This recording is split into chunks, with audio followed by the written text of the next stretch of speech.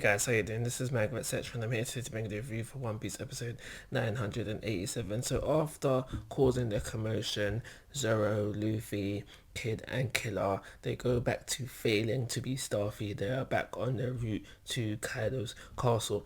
And during their time within this episode, we find out two things, both involving Scratch Poo appropriately, and these were what they were. So it turns out that even before Kaido fell from the sky, Apu was already part of the Beast Pirates. And now, for me personally, that makes things a little bit better in the sense where when you initially find out that Apu and Hawkins have joined Kaido, it's kind of seen as a dick move on their part because like you aligned with someone, you decided to align with someone to take out a Yonko, be it wasn't the Yonko that fell from the sky, but I mean it wasn't the Yonko that landed on your doorstep, but you're supposed to ride and die with this person. You get me? Do you understand where I'm coming from? So when you find out that Hawkins decided to join Kaido because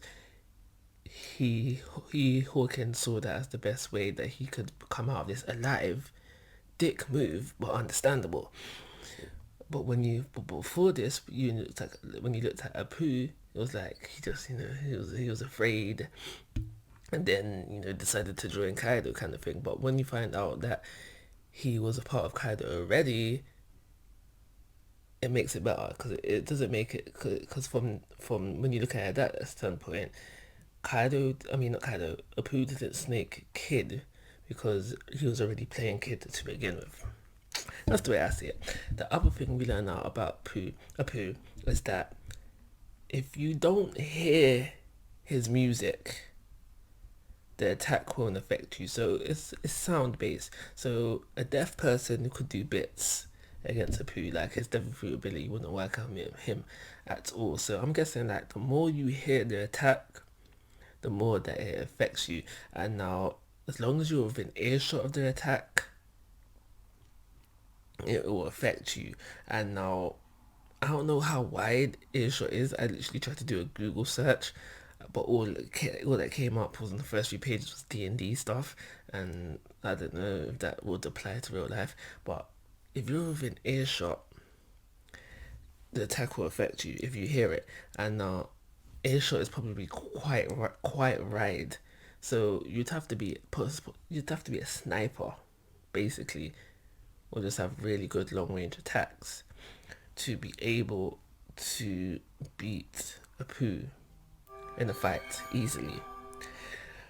So for someone like Luffy now, it could be a bit troublesome. You might be strong enough to just boom and just get in a couple good hits quick and then do the fight. But yeah, there's that.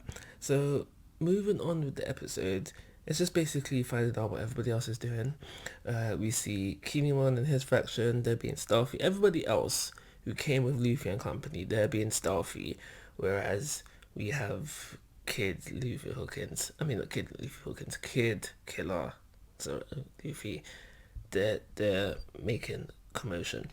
So there was a little funny scene with Nami, Carrot, and Shinobu. Yeah, funny. Yeah, I get it.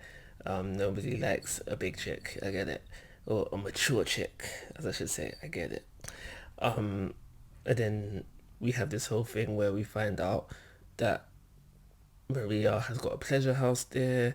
Zoro, Sanji goes in there, who came out disappointed because there was no women there at present moment in time. Typical Sanji stuff, I get it. But at the very end of the episode, we visit. Who's who? I think it's who's who.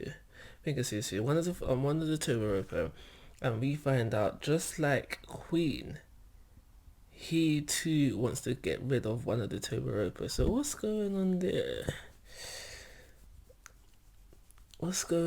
Beef within the ranks, and which one of the Todoroki do you think it is? I'm going to give this episode an average 3-star rating. Not much happening, but we are moving on slowly but surely. Like always, guys, I'm asking for your thoughts and opinions. If you haven't already, please subscribe to my YouTube channel. But most importantly, take care. Have a nice day.